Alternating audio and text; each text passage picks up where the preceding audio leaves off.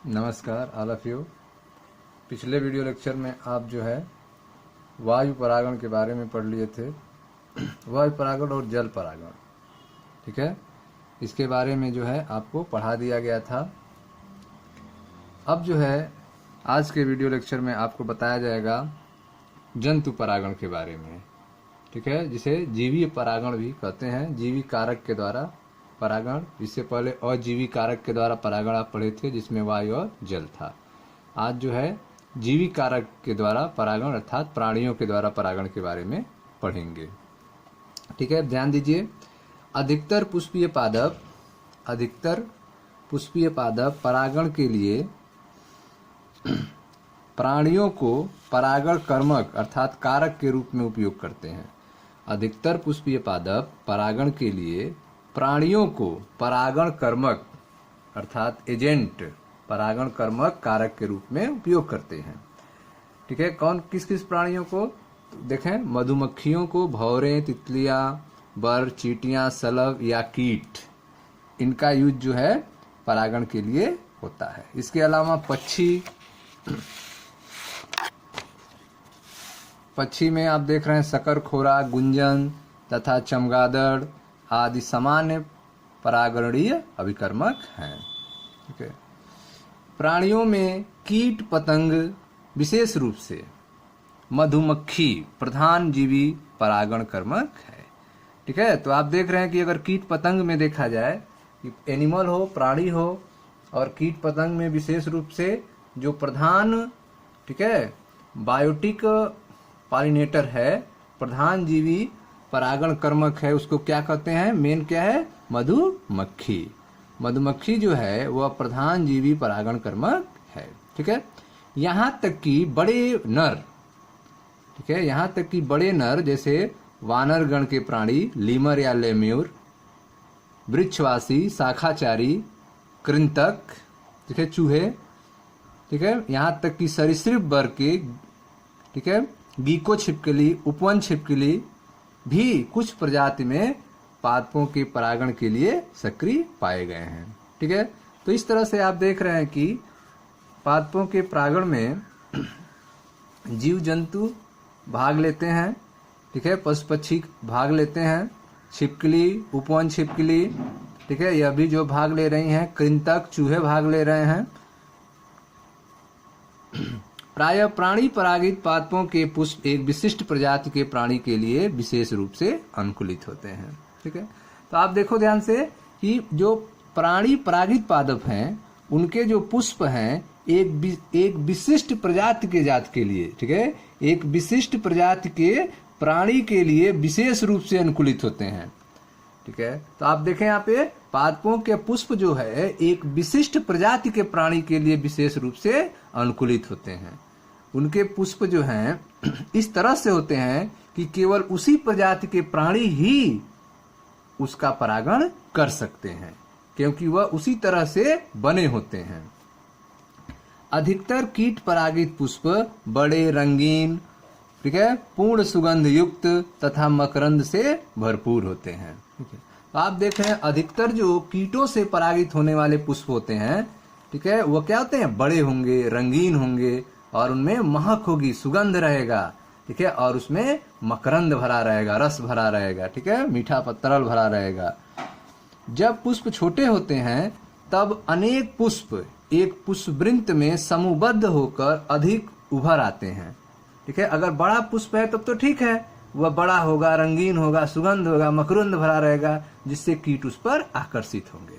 लेकिन अगर पुष्प छोटा होगा तब जो है अनेक पुष्प जो हैं एक समूहबद्ध होंगे, एक समूह में इकट्ठा होंगे, और जब छोटे छोटे पुष्प एक समूह में इकट्ठा हो जाएंगे वह बड़े दिखाई देंगे, ठीक है। वह क्या होंगे?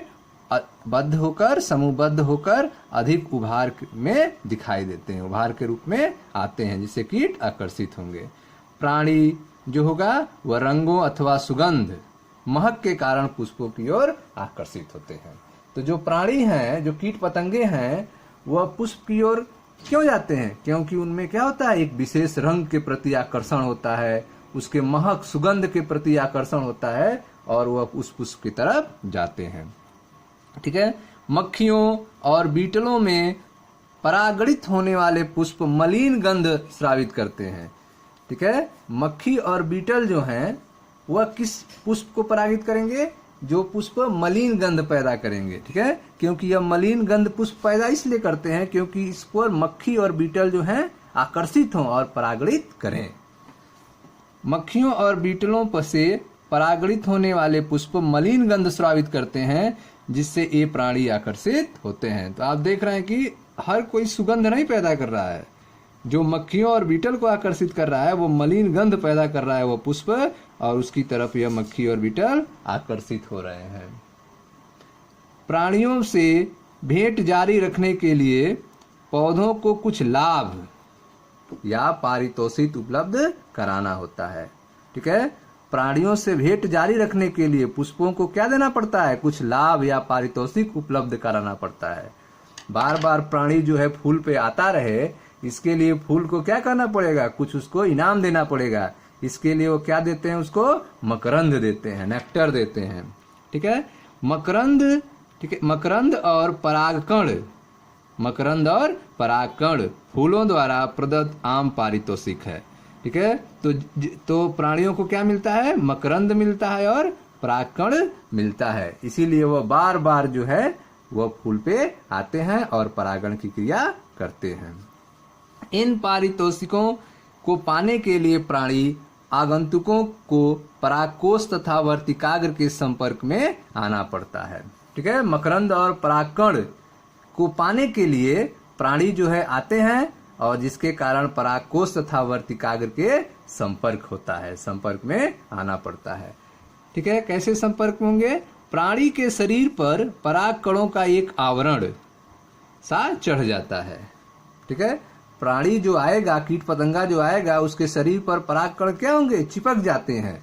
जो प्राणी परागित फूलों से प्रायः चिपचिपा होता है, जो प्राणी परागित फूलों से प्रायः चिपचिपा होता है, जब पराग कणों से लिप्त प्राणी वर्तिकाग्र के संपर्क में आता है तो यह परागकण, ठीक है, परागण पूरा करता है। तो आप देख रहे हैं कि जब यह प्राणी फूलों से संपर्क में जाएगा तो इसके शरीर से परागकण क्या होंगे? चिपक जाएंगे। ठीक है, चिपचिपा होने के कारण। और यह जब प्राणी वर्तिकाग्र के संपर्क में जाएगा तो वहां पे यह परागकण गिर जाएंगे और परागण संपन्न हो जाएगा। ठीक है, तो इस तरह से आपने देखा कैसे पुष्प जो हैं कीटों को आकर्षित करते हैं महक के द्वारा। ठीक है, मलिन गंध के द्वारा। ठीक है, और उसके लिए कुछ भोजन भी देना पड़ता है, मकरंद और परागकण देना पड़ता है, जिससे परागण की क्रिया संपन्न होती है। अब देखें ध्यान से, कुछ पुष्प प्रजातियों में यह पुरस्कार अंडा देने की सुरक्षित जगह के रूप में होती है। ठीक है, तो आप देख रहे हैं कुछ पुष्प में यह जगह क्या होती है? अंडा देने के लिए सुरक्षित जगह के रूप में होती है। कुछ पुष्प प्रजातियों में यह पुरस्कार अंडा देने की सुरक्षित जगह के रूप में होती है। ठीक है, बाकी लोगों आपने क्या देखा कि मकरंद मिलता है, परागकण मिलता है, लेकिन कुछ पुष्प प्रजातियों में इसलिए जंतु जाता है, जीव जाता है, क्योंकि वहां पे वह सुरक्षित रूप से अंडा अपना दे सकता है। जैसे एमोर, ठीक है, एमोरफेलस में का लंबोत्तर पुष्प। ठीक है, एमोरफेलस में का जो लंबोत्तर पुष्प होता है, बड़ा पुष्प होता है, यह पुष्प जो है स्वतः लगभग 6 फीट ऊंचा होता है। ठीक है, जो एमोरफेलस में लंबोत्तर पुष्प है, यह पुष्प जो है कितना बड़ा है? 6 फुट ऊंचा होता है। ठीक है, ठीक ऐसा ही एक सहसंबंध सलभ की एक प्रजाति और यूका पादप के बीच होता है। ठीक है, ऐसा ही संबंध किसमें होता है? सलभ की एक प्रजाति और यूका पादप के बीच होता है, जहां दोनों ही प्रजाति सलभ और पादप बिना एक दूसरे के, ठीक है, बिना एक दूसरे के बिना अपना जीवन चक्र पूरा नहीं कर सकते हैं।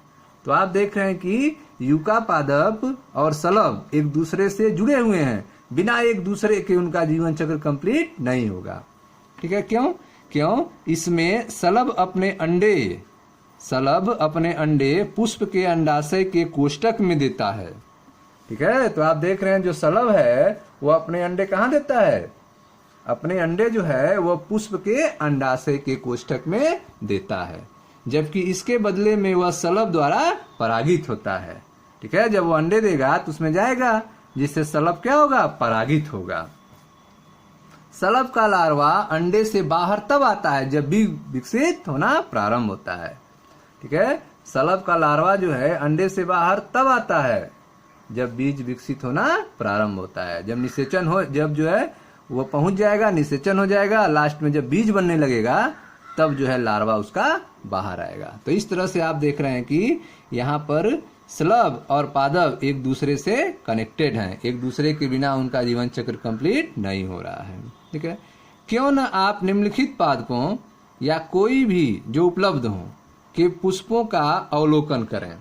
ठीक है, अगर आपके पास जो है बागीचे में कुछ प्लांट लगे हुए हैं तो उसको आप ध्यान से देखें, जैसे खीरा, आम, पीपल, धनिया, पपीता, प्याज, लोबिया, कपास, तंबाकू, गुलाब, नींबू, यूकेलिप्टस, केला आदि।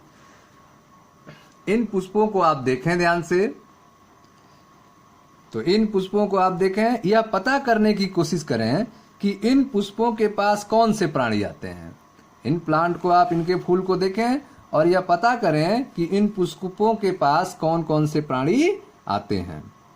और जो आने वाले प्राणी हैं क्या वे परागण कर सकते हैं, इनके पास कौन कौन से प्राणी आते हैं और क्या वे आने वाले प्राणी परागण कर सकते हैं, इसको आप पता करें। आपको धैर्य के साथ कुछ दिनों तक देखना होगा। जब आप धैर्य से कुछ दिनों तक देखेंगे तो आप देखेंगे कि भिन्न भिन्न समय पर उन्हें देखना होगा। सुबह में, दोपहर में, शाम में, अलग अलग समय पर उस पर देखिए कि उस फ्लावर पे कौन कौन लोग आ रहे हैं। ठीक है, तो आपको क्या क्या देखेंगे, आप यह देखने की भी कोशिश करें कि क्या उस पुष्प तक आने वाले, ठीक है, भ्रमणकारी प्राणी तथा एक पुष्प की विशिष्टता के बीच कोई सहसंबद्धता है या नहीं। ठीक है, जो प्राणी आ रहे हैं उस फूल के पास, क्या उसमें कोई रिलेशन है, उस कीट में और उस फ्लावर में क्या कोई सहसंबद्धता दिखाई दे रही है या नहीं। पराग कोश और वर्तिकाग्र के संपर्क में आने वाले भ्रमणकर्ता प्राणी का ध्यान पूर्वक अवलोकन करें जो परागण को पूरा करता हो।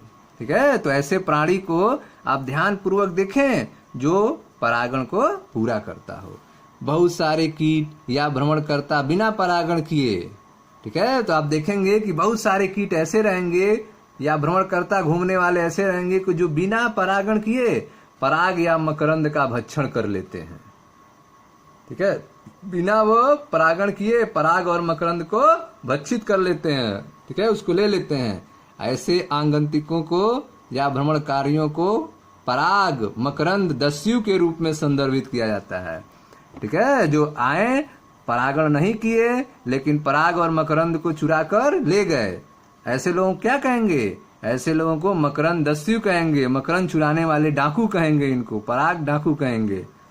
ठीक है, आप शायद परागणकारियों को पहचान सकें या न पहचान सकें, परागण करने वाले कौन जीव हैं इसको आप पहचान सके या न पहचान सके, पर आप निश्चित रूप से अपने प्रयास में आनंद प्राप्त करेंगे। अगर आप ऐसा करेंगे तो आप आनंदित होंगे। ठीक है, तो इस तरह से आपने देखा कि अलग अलग कीटों के द्वारा कैसे परागण होता है और कैसे जो है पुष्प जो है उस कीट से जुड़े हुए हैं। अब आप देखें बहिप्रजनन युक्तियों के बारे में, बहिप्रजनन युक्तियां के बारे में। अधिकतर पुष्पीय पादप उभयलिंगी पुष्पों और पराग कणों को उत्पन्न करते हैं। ठीक है, अधिकतर पुष्पीय पादप जो हैं वह उभयलिंगी पुष्प पैदा करते हैं जिसमें नर और मादा दोनों अंग होते हैं। ठीक है, अधिकतर पुष्पीय पादप उभयलिंगी पुष्प एवं पराग कणों को उत्पन्न करते हैं जो बहुत हद तक उसी पुष्प के वर्तिकाग्र के संपर्क में आते हैं। ठीक है, तो जब जो है उभयलिंगी होगा तो यह बहुत ज्यादा संभावना है कि जो पराग कण होगा वह उसी पुष्प के वर्तिकाग्र के संपर्क में आता है। ठीक है, निरंतर स्व परागण के फलस्वरूप प्रजनन में अंतः प्रजनन अवनमन होता है। ठीक है, लगातार जो है स्व परागण होता रहे, उसी का परागकण उसी के वर्तिकाग्र पे मिलता रहे, निषेचन कंप्लीट होता रहे, तो इससे क्या होगा, इससे अंतः प्रजनन अवनमन होगा। ठीक है, जो आनुवांशिक चेंज होना चाहिए वो चेंज नहीं हो पाएगा। ठीक है, अवनमन होने लगेगा। तो आप पढ़ रहे हैं बहिप्रजनन युक्तियां। तो आपने देखा इसमें कि अधिकतर पुष्पी पादप उभयलिंगी पुष्प एवं परागकणों को उत्पन्न करते हैं, बहुत हद तक उसी पुष्प के वर्तिकाग्र के संपर्क में आते हैं, ठीक है, और स्वपरागण करते हैं। निरंतर स्वपरागण के फलस्वरूप अगर लगातार स्वपरागण होता रहे, ठीक है, निरंतर स्वपरागण के फलस्वरूप प्रजनन में अंतः प्रजनन अवनमन होता है, ठीक है। इससे क्या होगा? अंतः प्रजनन अवनमन होगा, कमजोरी आएगी। पुष्पी पादपों ने बहुत सारे ऐसे साधन या उपाय विकसित कर लिए हैं जो स्वपरागण को हतोत्साहित एवं पर परागण को प्रोत्साहित करते हैं, ठीक है। तो आप देखें ध्यान से, पुष्पी पादप ने बहुत सारे ऐसे साधन बना लिए हैं, विकसित कर लिए हैं, जिससे स्वपरागण रोका जा सके और पर परागण को बढ़ाया जा सके, ठीक है। क्योंकि पर परागण होने से जेनेटिक चेंजेज होंगी और उसका ग्रोथ होगा, विकास होगा, डेवलप होगा, एवोल्यूशन क्रिएट होगा, ठीक है। लेकिन अगर अंतः स्वपरागण होगा तो उसमें अंतः प्रजनन अवनमन होगा। तो इससे बचने के लिए पुष्पी पादपों ने बहुत सारे ऐसे साधन या उपाय विकसित कर लिए हैं जो स्वपरागण को हतोत्साहित करते हैं, रोकते हैं, और पर परागण को प्रोत्साहित करते हैं, बढ़ाते हैं, ठीक है। इसके लिए क्या क्या करते हैं देखें। कुछ प्रजातियों में पराग अवमुक्ति और वर्तिकाग्र ग्राह्यता समकालिक नहीं होता है, ठीक है। कुछ प्रजातियों में पराग अवमुक्ति, जब पराग कण निकलते हैं, निकलने का समय, और वर्तिकाग्र ग्राह्यता, वर्तिकाग्र पर, ठीक है, वर्तिकाग्र को उसको एक्सेप्ट करने का समय एक समय नहीं होता है। पराग कण निकल गया लेकिन वर्तिकाग्र उसको एक्सेप्ट नहीं करेगा, उसको ग्रहण नहीं करेगा। क्यों नहीं करेगा? क्योंकि दोनों एक साथ मैच्योर नहीं होते हैं, दोनों एक साथ विकसित नहीं होते हैं। ऐसा होने से क्या होगा? जो है पराग जो है अपने ही वर्तिकाग्र पर एक्सेप्ट नहीं हो पाएगा। तो कुछ प्रजातियों में पराग अवमुक्ति एवं वर्तिकाग्र ग्राह्यता समकालिक नहीं होती है, या तो वर्तिकाग्र के तैयार होने से पहले ही पराग अवमुक्त कर दिए जाते हैं, ठीक है। वर्तिकाग्र जो है अभी तैयार नहीं है, उससे पहले ही पराग कण क्या होंगे? निकल जाएंगे पराग कोश से, या फिर पराग कणों के झड़ने से काफी पहले ही वर्तिकाग्र ग्राह्य बन जाता है, ठीक है। या पराग कणों के झड़ने से, पराग कण अभी झड़ा नहीं है, उससे पहले ही वर्तिकाग्र क्या होगा? दूसरे के पराग कणों को एक्सेप्ट करने के लिए तैयार रहेगा, ठीक है ना।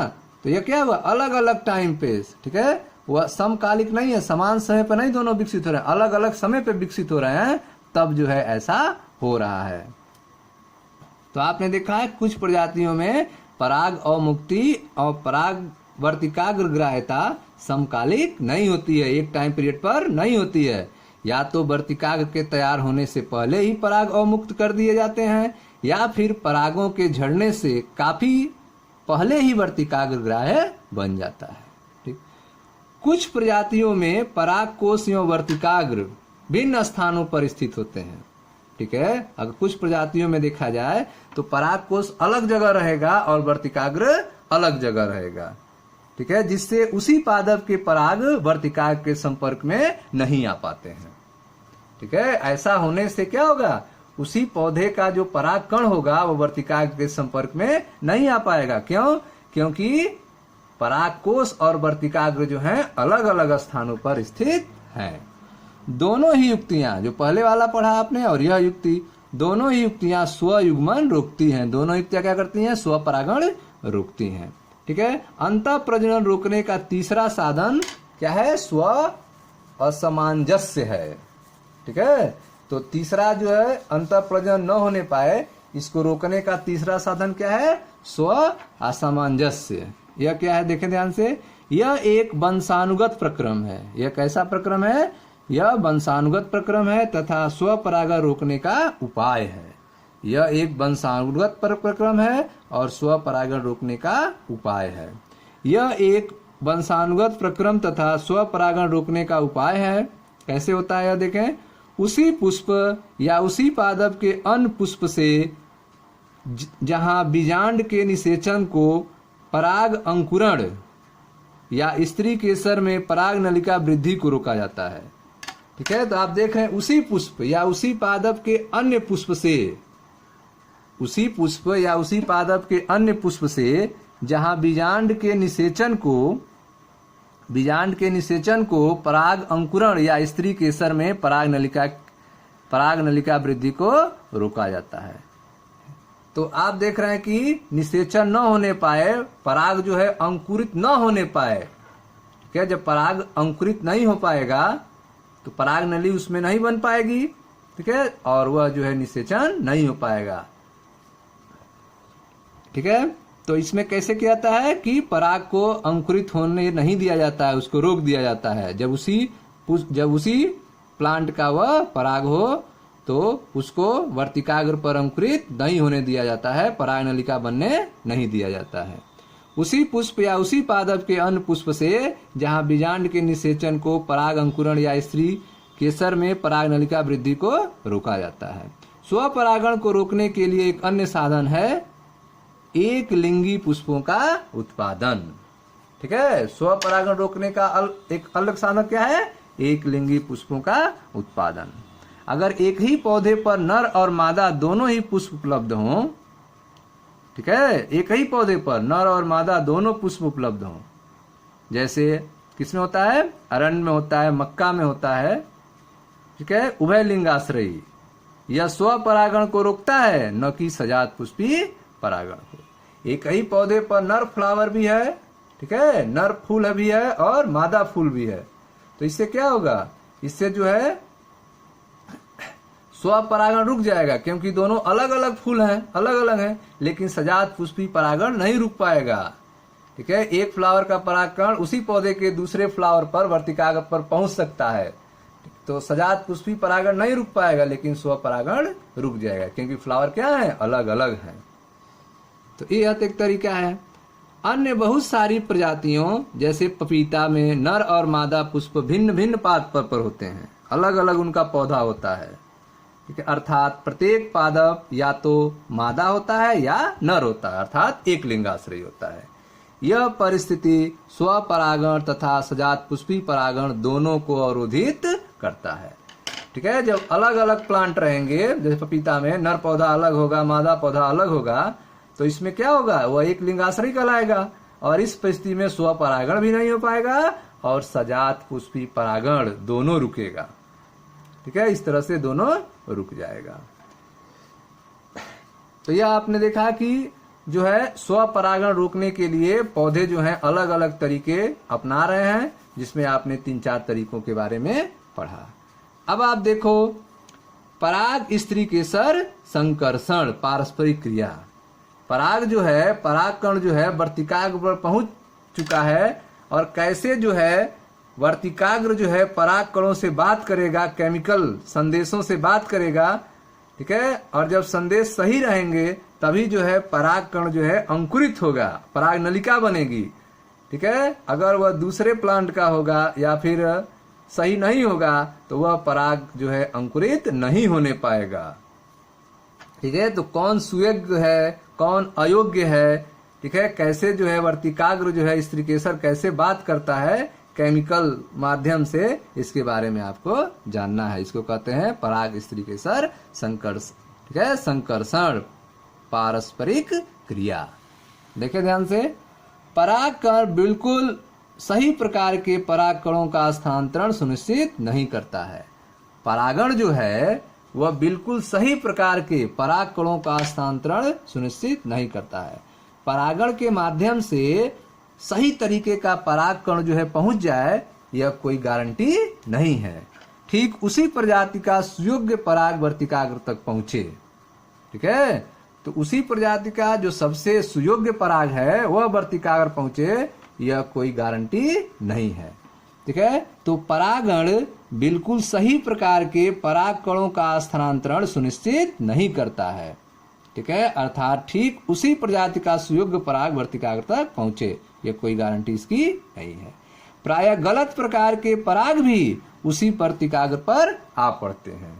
ठीक है, तो गलत तरीके के परागकण भी वर्तिकाग्र पर आ जाते हैं, जिसमें ए या तो उसी पादप से होते हैं या फिर अन्य पादप से, ठीक है, या फिर उसी पौधे के परागकण पहुंच जाते हैं या फिर दूसरे पौधे के परागकण पहुंच जाते हैं। यदि वह स्वपरागण के अयोग्य है, यदि वह प्लांट जो है स्वपरागण के अयोग्य है, अगर जो है वह जो पराग आया है वह स्वपरागण के अयोग्य है, तो स्त्री केसर में यह क्षमता होती है स्त्री केसर में यह सक्षमता होती है कि वह पराग को पहचान सके कि वह उसी वर्ग के सही प्रकार का पराग है या फिर गलत प्रकार का। ठीक है, तो आप देख रहे हैं कि स्त्री केसर के पास पराग पहुंच चुका है, तो स्त्री केसर के पास यह क्षमता है कि वह पराग को पहचाने, वह पराग जो है उसी वर्ग का है और वह सही है, सुयोग्य है, ठीक है, विकसित करने लायक है, ठीक है, जर्मिनेशन होने लायक है या फिर नहीं। यह क्षमता होती है स्त्री केसर में। स्त्री केसर में यह क्षमता होती है कि वह पराग को पहचान सके कि वह उसी वर्ग के सही प्रकार का पराग सुयोग्य है या फिर गलत प्रकार का अयोग्य है।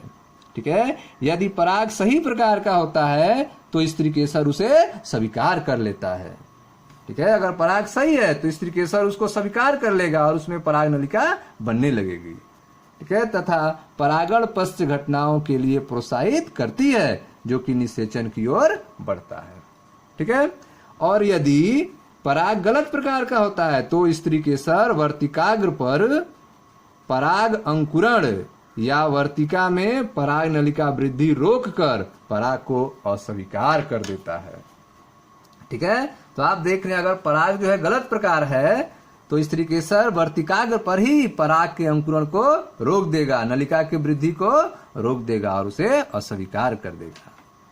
यह एक स्त्री केसर द्वारा पराग के पहचानने की सक्षमता उसकी स्वीकृत या अस्वीकृत द्वारा अनुपालन होती है।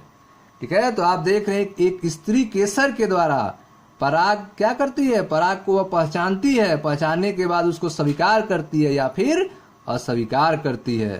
ठीक है, यह उस पर डिपेंड करता है। एक स्त्री केसर द्वारा पराग के पहचानने की सक्षमता उसकी स्वीकृत या अस्वीकृत द्वारा अनुपालित होती है, जो पराग कणों और स्त्री केसर के बीच निरंतर संवाद का परिणाम है।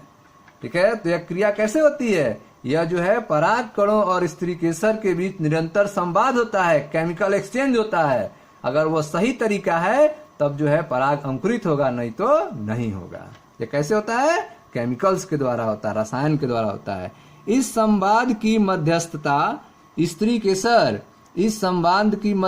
स्त्री केसर तथा पराग के रासायनिक घटकों के संकर्षण द्वारा होता है। ठीक है, तो आप देख रहे हैं यह घटना कैसी होती है, रासायनिक घटकों के द्वारा होता है। ठीक है, रसायन के द्वारा जो है बात होती है आपस में। इस संवाद की मध्यस्थता स्त्री केसर तथा पराग के रासायनिक घटकों के संकर्षण द्वारा होता है। ठीक है, अब ये कौन कौन से केमिकल होते हैं जिससे बात होता है, एक्सेप्ट होगा कि नहीं होगा। ठीक है, वैज्ञानिक ने उसको पहचाना है। अभी हाल ही में कुछ वनस्पति वैज्ञानिकों ने, ठीक है, स्त्री केसर एवं पराग के घटकों को पहचाना है तथा उनके बीच संकर्षण परस्पर क्रिया को स्वीकृत या अस्वीकृत के अनुपालन से जाना है। ठीक है, तो आप देख रहे हैं कुछ जो है वैज्ञानिक हैं वनस्पति विज्ञान के, जो इन्होंने उस केमिकल के बारे में कुछ पता लगाया है। ठीक है, उसको पहचाना है कि कैसे जो है वह एक्सेप्ट होता है, स्वीकृत होता है या फिर अस्वीकृत होता है। इसके बारे में वैज्ञानिकों ने पता लगाया है। अभी हाल ही में कुछ वनस्पति वैज्ञानिकों ने स्त्री केसर एवं पराग के घटकों को पहचाना है तथा उनके बीच संकर्षण परस्पर क्रिया को स्वीकृत या अस्वीकृत का अनुपालन से जाना है। ठीक है, तो जैसा कि पहले बताया जा चुका है, सुयोग्य परागण के अनुपालन में पराग कण वर्तिकाग्र पर जनित होते हैं ताकि एक जनन छिद्र के माध्यम से एक पराग नलिका उत्पन्न करती है और अंडाशय तक पहुंचती है। ठीक है, अगर वह सुयोग्य परागकण होगा, सुयोग्य परागण होगा, अगर अच्छे तरीके से परागण हो गया और वह सुयोग्य परागकण है तो वह वर्तिकाग्र पर पहुंचा है तो उसमें जनन छिद्र के माध्यम से एक पराग नली बनेगी और वह पराग नली कहां तक पहुंचेगी, अंडाशय तक पहुंचती है। ठीक है, तो जैसा कि पहले बताया जा चुका है कि सुयोग्य परागण के अनुपालन में परागकण वर्तिकाग्र पर जनित होते हैं। परागकण जो है वर्तिकाग्र पर क्या होंगे, जर्मिनेट करेंगे, जनित होंगे। ठीक है, जनित होने के बाद क्या होगा, एक जनन छिद्र के माध्यम से एक पराग नलिका उत्पन्न होती है। ठीक है, जनन छिद्र होता है उसमें एक जगह पे, वहां से पराग नली बनेगी। बाकी जगह से नहीं बन सकती है, क्योंकि उस पर केमिकल लगा होता है स्पोरोपोलेनिन, ठीक है, जो गलता नहीं है, लेकिन पराग जनन छिद्र के द्वारा वह अंकुरित हो सकती है। पराग नलिका वर्तिकाग्र तथा वर्तिका के ऊतकों के माध्यम से वृद्धि करती है और अंडाशय तक पहुंचती है। आप याद करें कि कुछ पादपों में परागकण 2 कोशीय स्थिति में झड़ते हैं और कुछ में त्रिकोशीय स्थिति में। यह पीछे पढ़ाया गया आपको। तो 2 कोशीय स्थिति में परागकण में कौन कौन होगा? कायिक कोशिका होगा और दूसरा जनन कोशिका होगा, ठीक है। एक कायिक कोशिका होता है और दूसरा जनन कोशिका होता है। इस प्रकार के पादपों में जनन कोशिका विभाजित होती है और वर्तिकाग्र में पराग नलिका की वृद्धि के दौरान 2 नर युग्मकों की रचना करती है, ठीक है। तो आप देख रहे हैं कि इस प्रकार के पादपों में जनन कोशिका जो होगी, ठीक है, वह विभाजित होती है और वर्तिकाग्र में पराग नलिका की वृद्धि के दौरान 2 नर युग्मक की रचना करती है। जिन पादपों में पराग 3 कोशीय स्थिति में होते हैं वहां पराग नलिका शुरुआत में ही 2 नर युग्मक को ले जाती है, ठीक है। तो आप देख रहे हैं कि जिस पादप में पराग जो है 3 कोशीय होगा वहां पे पराग नलिका शुरुआत में ही 2 नर युग्मक को लेकर जाती है, लेकिन जिसमें परागकण 2 कोशीय अवस्था में होगा वहां पे जो है जनन कोशिका विभाजित होती है और वर्तिकाग्र में पराग नलिका की वृद्धि के दौरान 2 नर युग्मक की रचना करती है, ठीक है। अब आगे देखें ध्यान से। तो आपने देखा कि यह जो है यहाँ पे वर्तिकाग्र पर परागकण जो है आ चुके हैं और इसमें यह बात होगी वर्तिकाग्र स्त्री केसर और परागकणों के बीच में, अगर वह सुयोग्य होगा तो उसमें पराग नली बनेगी और इस तरह से यह पराग नली बनेगी और यह जो है बीजांड के पास, भ्रूणकोश के पास पहुंचेगी, ठीक है। इस तरह से यहाँ देखें अलग अलग पराग नली का फिगर यहाँ पे बना हुआ है। अब इसके आगे जो है आपको अगले वीडियो में पढ़ाया जाएगा। इस वीडियो को आप बार बार देखें, शेयर करें, लाइक करें। यहाँ से आगे जो है पेज नंबर 34 को अगले वीडियो में एक्सप्लेन करेंगे। धन्यवाद।